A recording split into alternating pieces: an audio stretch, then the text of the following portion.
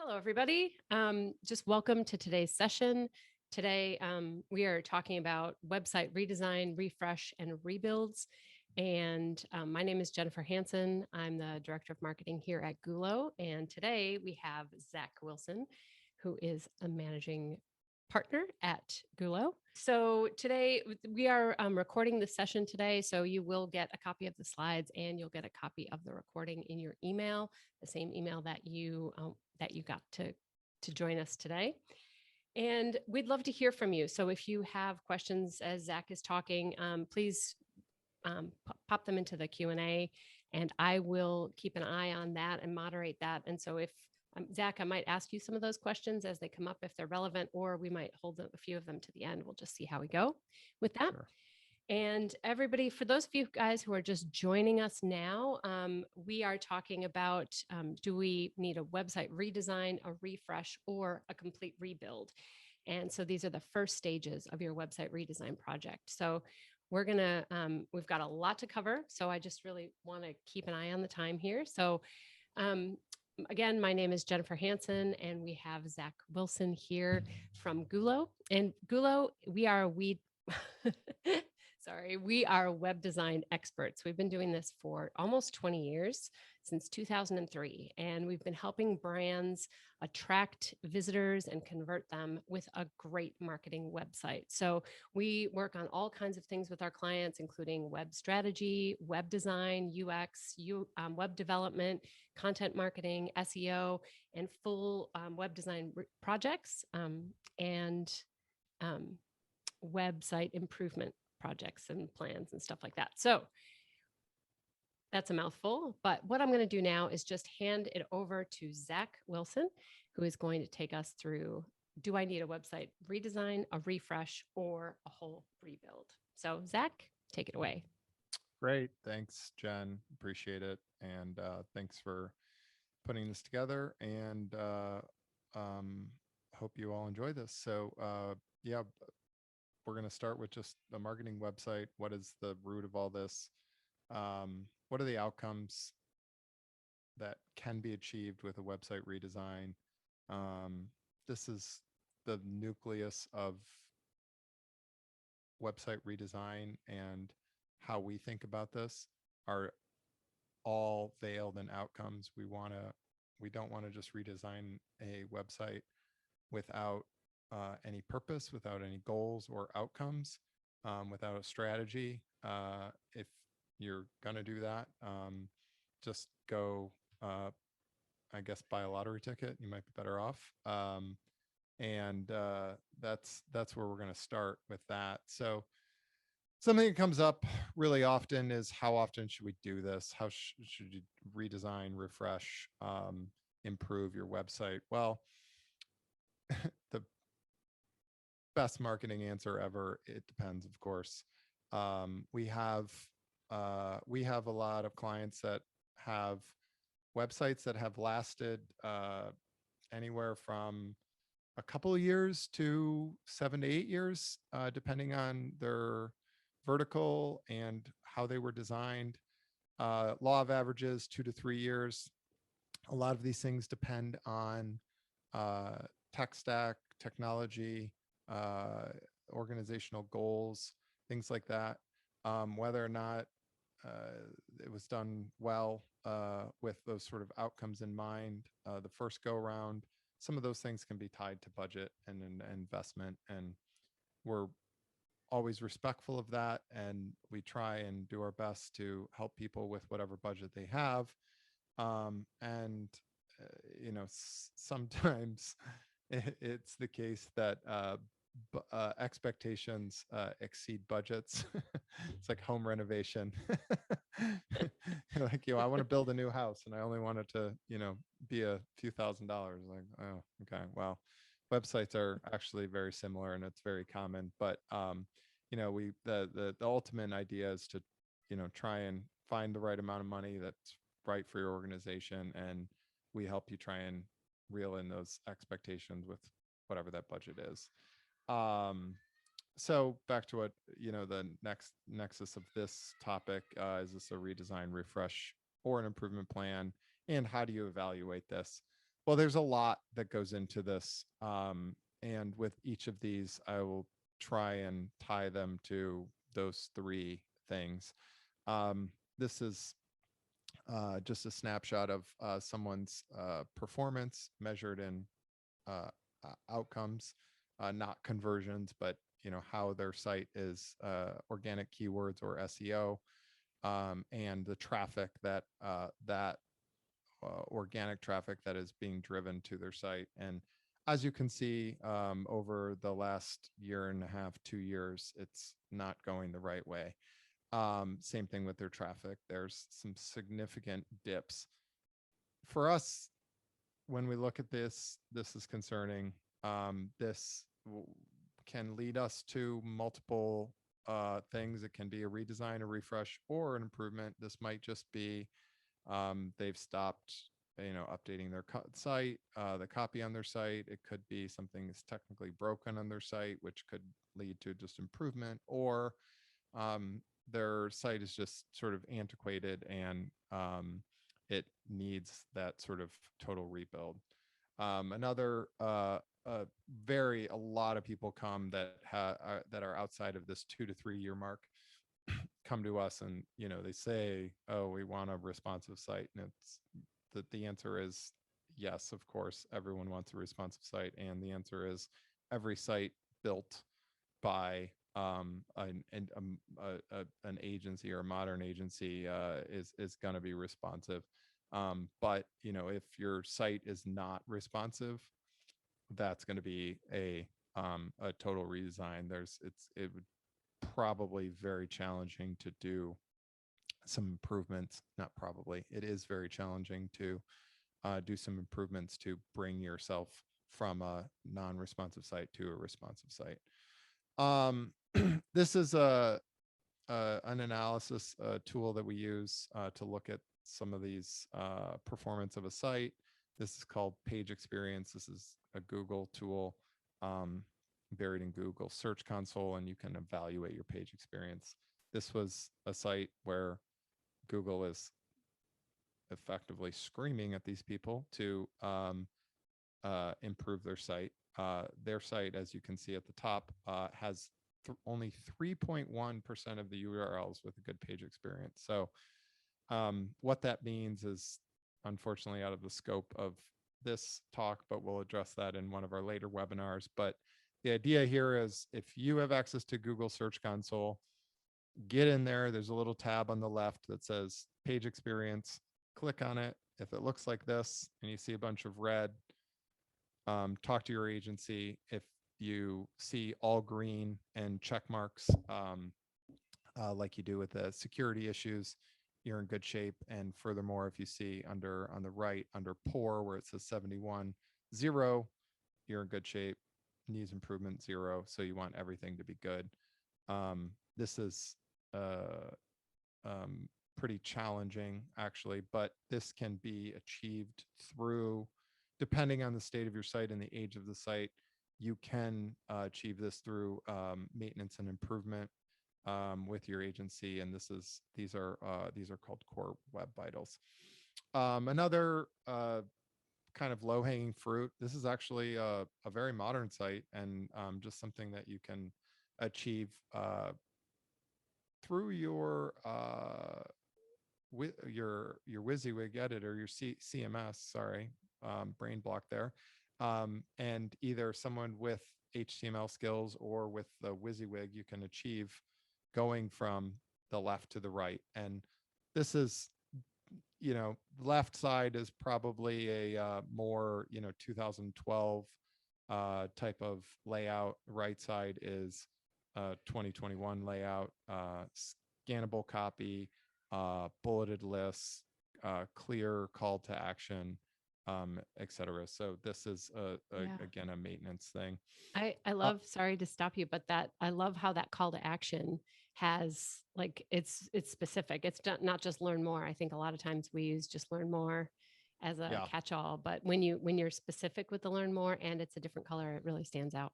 Anyway, I just thought that was cool. And just to dig into that really quickly, that's really impactful for user experience, but also for Google and crawling, because it gives context to The link. the href tag to Yeah. where they're going, and what they're actually indexing. So that's really, really important. Love that. um Here we are on some of the challenges that we see through all of these phases: redesign, refresh, maintenance. Um, are through page builders. We do a lot of these projects actually, and you can do a refresh. You can do any of the above. It's harder to do maintenance. I would say maintenance is probably the one that doesn't fall in this bucket. If you're in Elementor or Divi and looking to go to the more modern uh, Google's native, not Google, WordPress's native block editor or page builder is called Gutenberg. It's really nice. But to you can do a full redesign, obviously, and move to Gutenberg and get away from Elementor or Divi. You can also do a refresh and get off of those. However, there are some challenges you with that again, most agencies can work through in terms of stripping out Elementor markup and Divi markup and things like that. It's a little bit more technical, but it's very achievable. It might um, just increase the scope of that um, refresh a little bit more. And a redesign, typically with our redesigns, just to caveat this, because I probably should have said this at the onset, but a redesign will be like you'll start completely new CMS, new database, new everything. A refresh will lean on the existing data in the CMS, and kind of reskin things. And then of course, the maintenance update, you would not touch the CMS or any of the data. You just kind of build new pages. So just an aside to that, we present this to a lot of people in terms of, if you are looking at these things, and depending if you're in marketing, and you've a lot of people earlier, it was much more common to use Divi in I don't know, 2014, 2015. Elementor's really coming on strong, and there's nothing wrong with any of them. If you're comfortable with those tools, don't discourage. I encourage you to stick with them, or encourage your agency to help you stick with them. If you're ambivalent or want to know something new, there's a lot of data, namely this chart, to compel one to build on Gutenberg, which is the native WordPress page builder. And as you can see from the chart, it's it's about speed, and it's about performance. And if you're layering any of these page builders on, you're decreasing your site performance and your user experience and your user speed. Yeah, you can solve that with throwing money at your infrastructure and different ways, but at the end of the day, you're only going to get so fast. And with Yeah. all things being equal, the native page builder Gutenberg is going to be the fastest, and on the back end and the front end for your customers, which, for what it's worth, is site performance is a signal for search engine ranking. So this is a little slide is a little chaotic, but the basic idea here is, can your users understand your value proposition? This can fall into a messaging retooling thing. This was a anecdotal story. We were driving down the highway one day, and I asked my wife to Google a name I saw in a building, and the bad one came up when she got to their website, and we were just like, wow, I have no idea what this company does. And after a few minutes, I, after multiple pages and reading, we finally figured it out. Well, anyway, they're a general contractor. So this is, you know, make life easy on your site visitors. Be specific, be intentional, say what you do. Um, Marketing speak has its purpose, but if it's, the first thing that someone sees when they're Googling you, and Right. it's a point of friction, and we Yeah. don't want friction. It is, and it's like, and it just feels like, I think sometimes we're too close to the words that we use to describe our business and what we do.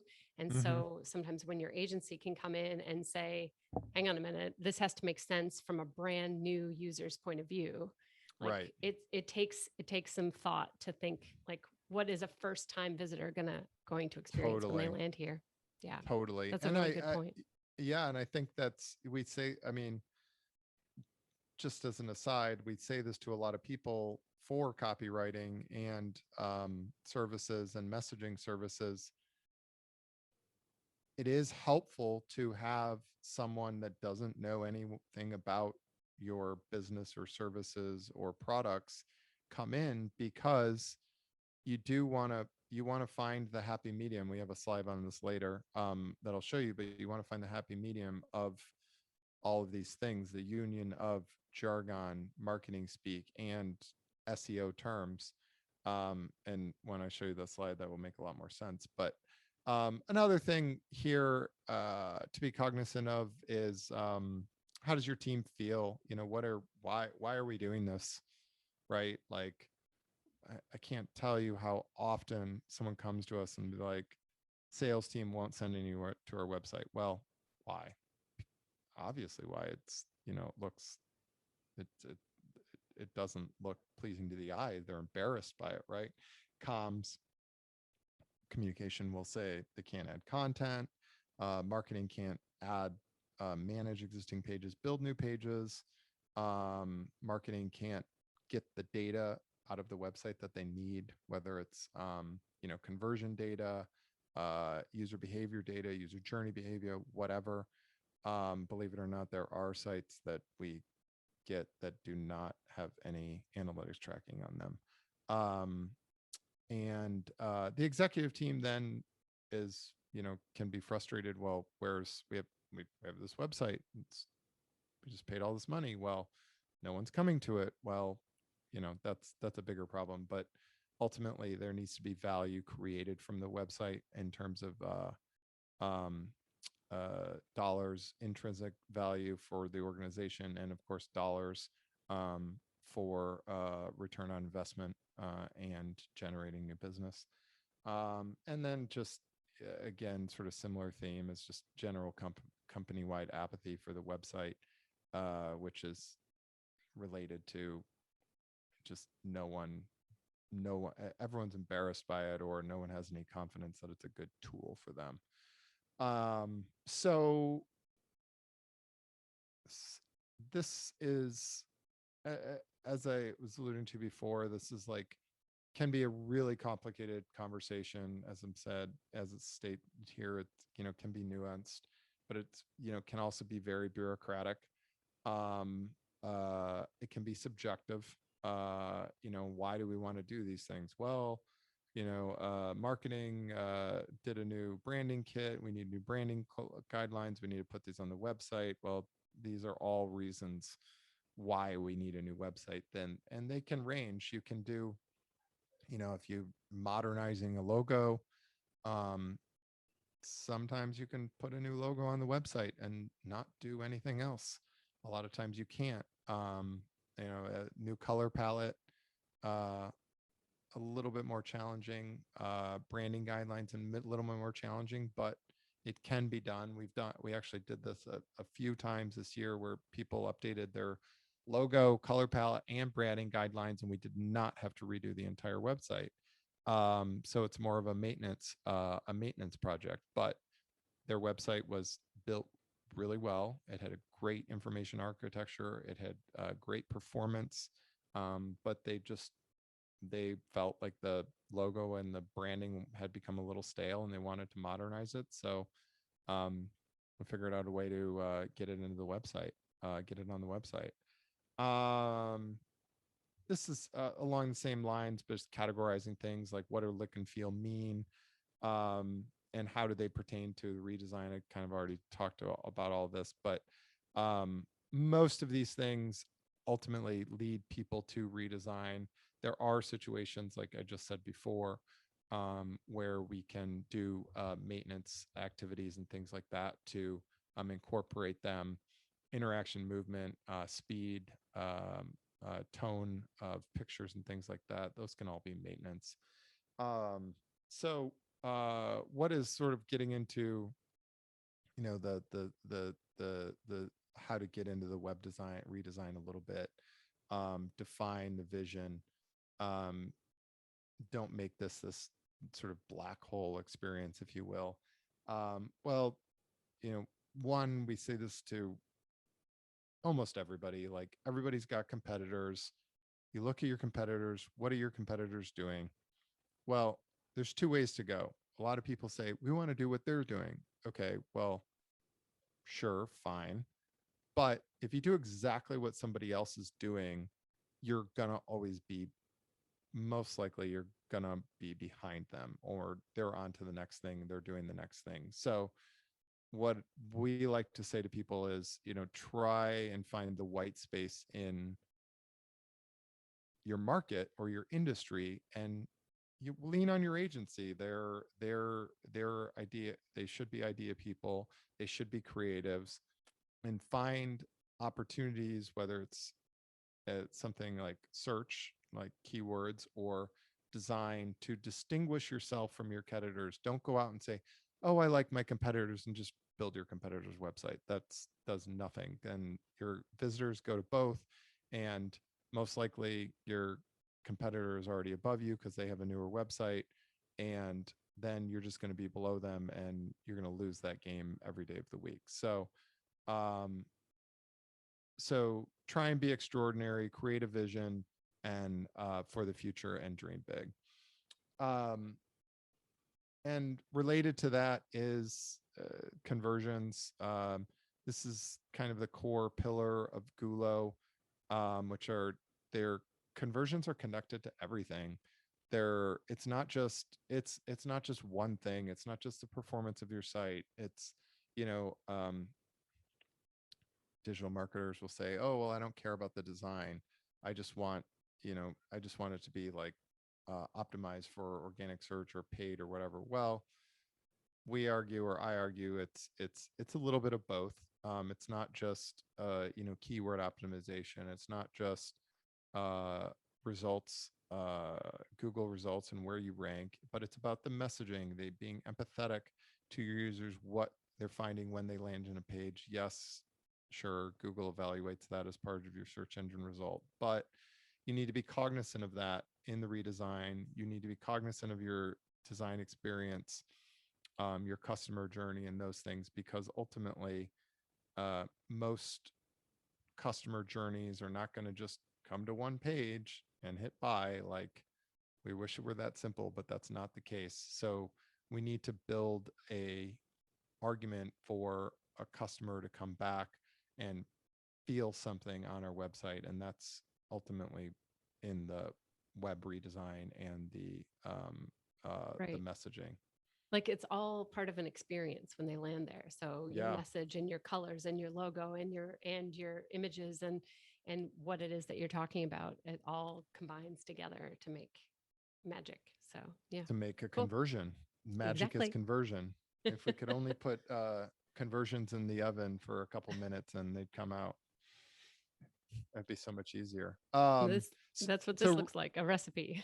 yeah, exactly, the recipe. It's, I wish it were also this simple, but this is just a framework for the things we need to think about, the things we think about, and a path to success. Earlier, I was mentioning, how to find the union of these things. Where is the liquid gold? Well, it's that little spot in the center of this Venn diagram, um, behind doing your competitive research, doing your keyword research, doing your audience research, your customers, listening to your sales team. All of these things ultimately, uh, working with a good partner that covers this step is will ultimately find that happy place in the center, and which will speak to your customers and they will resonate with your customers. This is, this is maybe a little like keyword leaning example, but this goes back to that example that anecdotal um, example I had earlier of driving down the highway. This is actually taken off that site. Again, this is how we composed that iteration was, well, they said build dreams. We call that, they're a general contractor. What are their passions? Well, industrial building construction. What are our passions? Um, Office building construction. Those are their services or what they actually do, not just passion. Yeah, if it's a good thing every website doesn't just say we are passions. I just thought of that. And then of course the call to action and sussing out, some context to what all of this is, not just we build dreams, our passions are you learn more. Like Right. So if learn more every about our hero of a dreams, website, our passions and dreams. yeah, It's like, what are we doing here? Okay. yeah, exactly. We're good. Yeah, we're not selling that. So, anyway, um, so just getting down to it, the last couple slides here. Why it's important to develop a clear website, clear vision for your website. um, you know, Build something inspiring, build something that unifies all your departments, your vision, your what, listen to your agency. That's part of the unification model. They're most likely know what they're talking about. They hopefully have been doing it for a long time and you hired them, for a reason. Again, the home builder, like if someone's building a home for you, you probably don't go and tell them, how to frame out your house. Like you're going to let them do it. And if they tell you you need a support beam here, you're going to say, okay, right. Like that's sort of the same thing. So, um, and then just to help, in preparation for this, as if you're in this phase of looking at agencies or you have an upcoming website, really really big bucket items are: number one, write an RFP. Write what you want. It doesn't have to be 50 pages. It can be 10 bullet points, but write something, write what you're trying to accomplish, write what your goals are, and share that with some of the agencies that you find online. Again, research partners. Um, even though I said this earlier, do competitive research, look at what other people are doing, but not because you want to copy them, because you need a place to start your conversation with your partners. And you can even, look at your competitors and say, I don't like this, I do like this, or they're doing this really well. How can we look at what they're doing and, find an opportunity to do that well, that certain thing well, but again, in a different way. And Yeah. that's And inspiration. if I think also, I mean, correct me if I'm wrong, but like if people can be specific with that, what they like and what they don't like, and what they do want to see and what they don't want to see, then it helps their agency like fine tune things a heck of a lot better. Right. Totally. Yeah, Yeah. absolutely. Um, Common mistakes: do the work. You've got to do the work. The agency's got to do work. Uh, the reality is, the more that you want to do, um, the more it's going to cost you. And from a sweat perspective or from a money perspective. So, you know, if you don't if you don't want to pay for copywriting, well, then someone's going to have to do the copywriting. That's going to have to come from an internal team or an external team, but somebody's got to do it. You're paying for that any way, shape, or form. Either you're paying someone a base salary to do it internally, or you're going to pay your agency to do it. But it is hard work and it is a lot of work.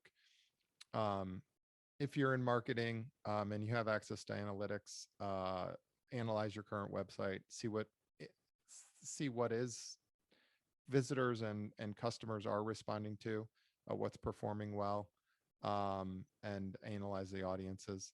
Um, Make sure you come into this with a strategy. Again, this is more of a like goals and strategy, how it relates to marketing and vision of the company. Um, um, everyone, if I had a penny for everyone that said we don't want to focus on SEO, um, focus on SEO. It's very, very important. uh, Paid is very expensive. SEO is free. If you think about SEO and you pay for SEO in advance, you're paying for a lifelong uh, top ranking, as opposed to paying for an ad, which, you know, you only get top ranking for as long as you're willing to pay for the ad. So, um, not setting enough budget, again, that's sort of like champagne tastes and PBR budget type of thing. Um, and oh, this is probably, I would say, probably one of the biggest things we see happen across all industries, but not setting a post launch marketing budget. If you build it, they won't come. You need to find, if it comes out of your web build budget, fine, but you need to have a post launch budget. You need to have a strategy post launch, whether it's content marketing, whether it's email marketing, whether it's social marketing, whether it's paid media. You need a way to drive people to your website. Otherwise, they will not come. So that's the end. Just a quick list. I don't need to read these. When you get this deck, if you're interested in any of the tools from the deck, here's a couple links in here, and I will hand it over to Jen for Q&A. Awesome. Well, thank you so much for that. Do you think you could just quickly go back to the tools slide? Is that all right? Awesome. Okay, cool. Sorry, I just wanted to just double check that the tools that you talked about were on there. That's so great, really helpful. So let me just check here. So you covered so many things. All right, so we have a question, and the question is: we have. Sorry, let me just read it here. So it just says we have membership. We're an association and we have membership. And right now, all of our memberships are on, we're trying to get different kinds of people on the same membership page. Do you think that that's a good idea to have all of our things on one page, or should we split that up so we have student memberships, annual memberships, corporate memberships, all separate? What are your thoughts on that, Zach? Separate for sure. And the way to probably tier that would be a landing page for memberships, and then audience pages for each of those categories, whether they're student, as you said, professional, or researcher or postdoc, whatever your organization type is. Definitely segment those, because ultimately you can benefit from the search opportunities that come with those. You can benefit from driving email, paid, or other things to the specific audience pages. Again, like imagine /membership/students. You can drive, you can segment your email list and to all the students and send them to those membership pages. Whereas, the the professionals, or the professionals that have been in the industry for 20 years, they don't care about the student membership prices or benefits. So Right. Okay. segment. Got it. Segment. Okay. All right. And so then we have one more question that's just come through. And the question is, we had our website redesigned 4 years ago, and we're wondering if there are quick tips that you have for general improvement of our website. I know that's pretty vague. Um, sure. A couple of these tools can give you some insights on that. Mhm. If it's an aesthetic thing, yeah, I mean, one great example, if you have access to your CMS, is um, doing, work with your either internal or external team. If you have copy, if you have blocks of copy like this on your homepage or on landing pages, either task it out to someone internal in marketing or communication or your agency. And these two things, if you can read them, I'll leave it here for a minute, but they say the exact same thing. All this copy is the exact same.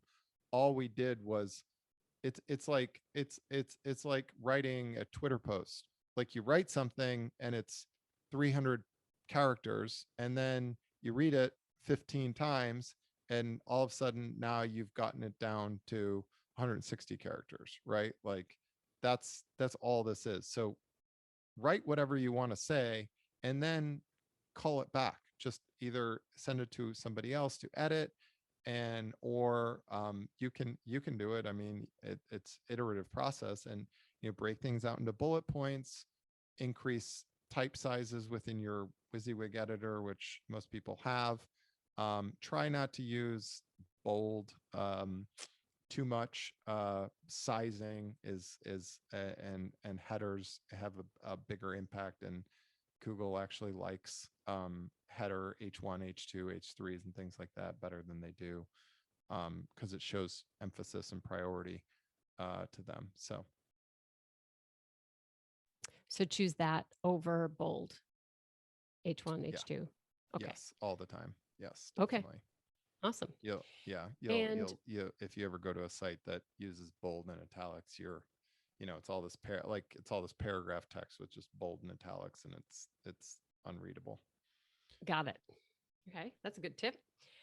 So now I'm just wondering if you might be able to go back because we have a couple of questions related to the difference between explaining the difference between a full website rebuild versus a redesign versus a refresh versus a website improvement plan. Could you talk Yeah, so about the define differences those. there, please? Please. um which slide is that? I think it was quite right at the beginning.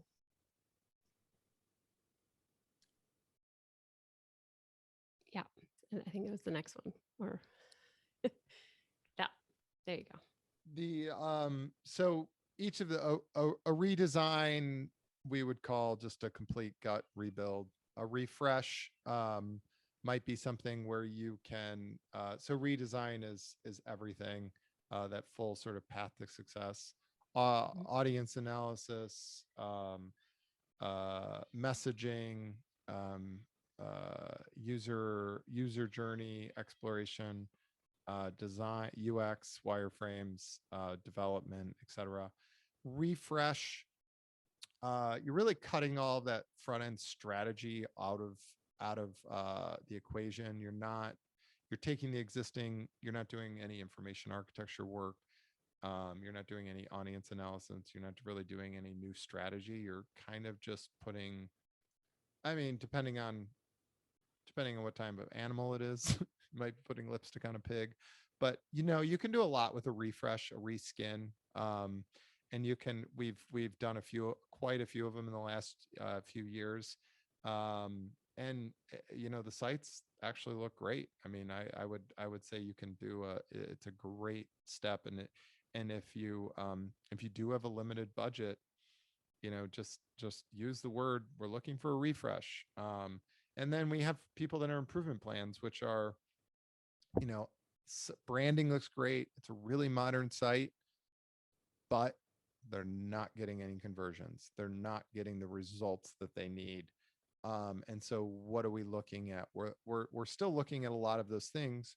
From a redesign, messaging, user experience, can be user journey, building landing pages, path to purchase, messaging, copywriting, those type of activities, but they'll be concentrated to certain areas of the site, high impact areas of the site, as opposed to the whole site, because again, everything looks great, it's just not performing up to snuff. So We want to find ways to eke out more performance, whether it's purchases, leads, uh, engagement, high value tasks, KPIs, those type of things.